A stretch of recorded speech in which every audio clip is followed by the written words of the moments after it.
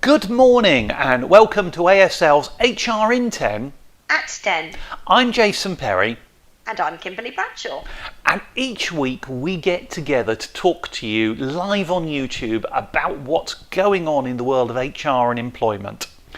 This week, just to keep Kimberly on her toes, whilst I'm hoping you can all see me, sadly Kimberly can't as we have a minor video fault, but we'll muddle through and I'm sure I'll talk enough for Kimberly to be able to correspond with that conversation. Still very weird. I'm a non-verbal communication type person.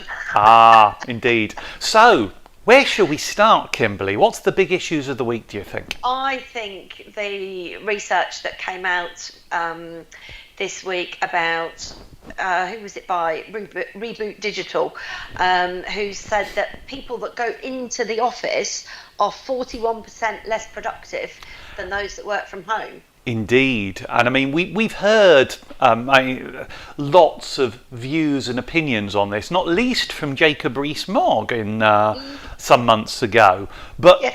Sorry, I missed your card. Absolutely, but no, it's a really interesting point, isn't it? Because there is now some quite serious data suggesting that there is a big difference in how people work, and it kind of comes down to how they're trusted and allowed to manage their time to a large extent, I think, doesn't it? Absolutely. All comes back to my favourite employee engagement. But I knew you'd fit that in there somewhere. You know, we talked a lot during the lockdowns about measuring output rather than time spent. And, you know, that if the companies that have taken that up, I think will be seeing the benefits of that. Because not only that, we see that 78% of people that work at home or are hybrid have had a work-life balance improved. Yes. Given it's so stressful with cost of living and all those kinds of things, I think it's a win-win. Yeah. Well, there's one particular company that springs to mind, somebody I know, and it's a relatively small organisation, but they actually no longer have work hours of any type. And they literally have just gone, you are employed to deliver an outcome. Now I wonder where that fits with things like the working time regulations and so on. I mean, there may be some issues here for people to manage, but they literally have said to their people they can do what it takes to achieve their objectives. They'll have objectives and outcomes, but there is no measurement of time, of hours, of windows of work, as it were. Yes, that is an interesting point about the working time directive, because, you know, there are, as we know, people who are, let's call them overachievers, or they're workaholics, you know, people like that who are going to work ridiculous hours. Yes. If there isn't a time frame.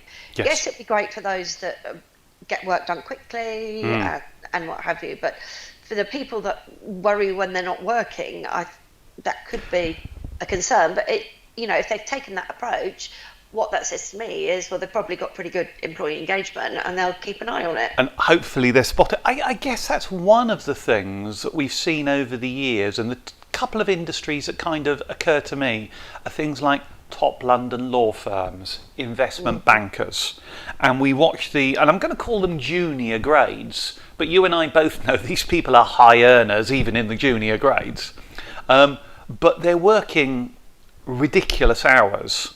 Oh heavens, yes. And there are cases of people known to be sleeping in their office, or literally having a very short window of time between breaks. So those things kind of happen anyway, and it's how do you keep it in check, isn't it? It is, and that's down to good line management, making sure that people are doing what they need to but aren't doing too much. Do you know, good line management seems a really good point to move on to the other piece that caught my attention this week. You know where I'm going, don't you? I do, yes. This was a piece of research suggesting the downside, let's say the downside of the downturn, if I can put it that way. So as we go into what started as a cost of living crisis, which probably is by now or becoming a recession, how are companies going to respond? And there's some interesting research that is suggesting that one of the big losses will be all the good stuff we've put in during the work from home times, isn't it? Yes, so workplace flexibility and employee well-being. And, well, we've just talked about workplace flexibility and the benefits of that, but employee well-being, absolutely, it's crucial at the moment with everything that's going on. So, that is concerning. But what do we do about that? It struck me as really interesting because this piece of research, I'm sure you've read the same headlines that I have, the piece of research was saying leaders concerned that this will be changed. I'm kind of thinking, well, hang on, isn't it the leaders that decide if we dump this? It is, you're right, that's a very good point. And I'd be more interested, in a way, to know what their employees thought. Maybe it's because the leaders are already thinking that these are the things that we're going to cut, and that's why they're worried about it. Who knows? But you're right, they're the ones in control. They're the ones that set the budget. So why can't they do that? Is it a question? I fed onto this as we were talking about line management skills. But is it a question that the leadership are setting the direction, but the abilities of the line managers to achieve the objectives they're being set means they may take shortcuts and say, everyone back in the office, don't spend money on that thing over there because it's no longer necessary? Yes, but even, a message coming from the top saying, whatever the size of the organisation, how important it is to get across that, they really care about the well-being of their staff, because if they don't, it's going to make recruitment harder, the whole retention, the ability to attract, to retain. Yeah. I kind of think this is one of those, shall we say, alarm bell moments for those in HR of what we need to do is go out and sing the praises of these strategies and remind people why they're good. And you've only got to look at organisations, and the one that still sticks in my mind is Atom Bank up in the northeast. And you look at an organisation like that changed a policy on a, let's call it flexible working. We're talking about 4-day week. And they did a minor reduction in the hours, as I recall, 37 to 35, with no loss in pay. And if I remember rightly, their recruitment gain was 500%.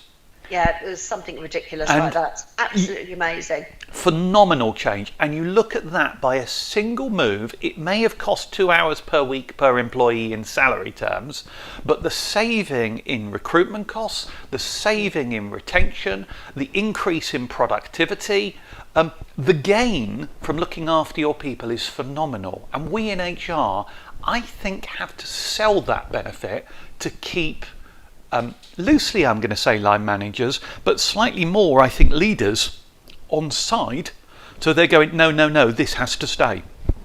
Yes, and those two things, we talked about remote working a while ago and the benefits there to work-life balance, which is going to help well-being, but also employees' well-being and their work-life balance affects productivity. Their performance drops, and if that drops, the overall company's performance drops. So, absolutely.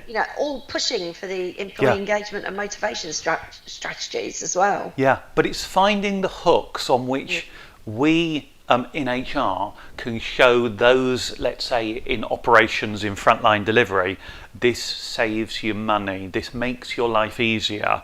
This helps you recruit people more easily. This helps you retain them. It helps you achieve more for the same cost. And that's what we've got to get out there and show there is a tangible benefit, isn't it?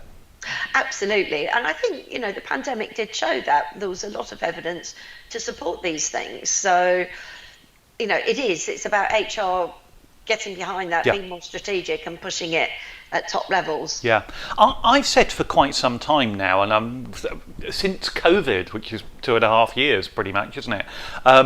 I've said during that period that I think the drive for flexible working is going to come from the free market rather than from regulation. But there's a couple of things, and the reason I raise this is a couple of bits coming along. One, we're looking like a new bill at flexible working that may potentially bring it in day one, but we're not there yet. But we do have, on this same note, a new care bill which has just passed its second reading, hasn't it? Yes, and I think it's worth explaining this, because certainly when I first read it, I was a little bit confused, because what is the difference between this new care bill allowing people to have 1 week of unpaid leave a year and the existing time off for dependents? Well, I guess the big difference is, well. yeah, I guess the big difference is the person doesn't have to be a dependent. It's just you provide care or organise care. And there is a detail in there about organising care. This is very new, literally about a week or two old in terms of it passing the second reading. So it's early to say precisely how this comes, but right now it's be aware, start planning. Your people will be entitled to 1 week's unpaid leave per year for caring or for arranging care. And there's some interesting detail in there of you don't have to explain how you'll spend the time, or I think even who it's for. So there's some interesting questions in here to get right, but one to be looking at now and preparing for the change in how you deal with your people, isn't it? Yes, I think it's one of those ones where, keep an eye on it. As always, we don't have any detail about what the parameters are, but that will come. Yes. The concern for employers at the moment is people are potentially, with no restriction on who is a carer, people could just willy-nilly take a week off here and there. I think the big one here, and we are, as ever, pretty much out of time when we try and squeeze all this in a 10-minute window, but I think the big one I'd say to finish this one off is if you don't have an annual review of your contracts, of your policies, probably the clue there is you should have a good HR consultant working with you. So at least once a year you bring these things together and say, have we got it right? And that's, I think, how you pick these up, isn't it? Absolutely, yes. So on that note, we're out of time, Kimberly, as lovely as it is. So thanks as ever so much for joining us, and hopefully next week you'll be able to see me. I do hope so. It's been very strange, but thank you. See you next week. Bye-bye.